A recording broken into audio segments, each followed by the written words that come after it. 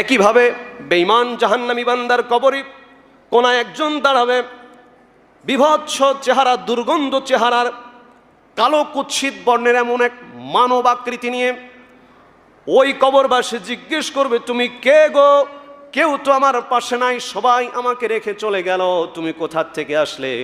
তখন সে উত্তর দেবে, আনা আমালুকাল খবিস, আমি তোমার খারাপ আমল, দুনিয়াতে যে অন্যায় খারাপ কাজগুলো করেছিলে সেইগুলো হলো আমি, আজ আমি তোমার সঙ্গী হয়ে গেলাম।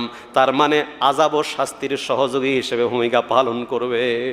সম্মানিত উপস্থিতি, কবর এক ভয়ঙ্কর জগতের নাম, কবর এক বিভীষিকাময় বিভৎস জগতের নাম। তবে যারা ঈমানদার তারা শান্তিপূর্ণ আরাম আয়াসের ভিতরে কবরের জগৎ, কবরের সময়, যেটাকে আলমে বারজাখ বলা হয়, সে সময়টা অতিবাহিত করবে। এই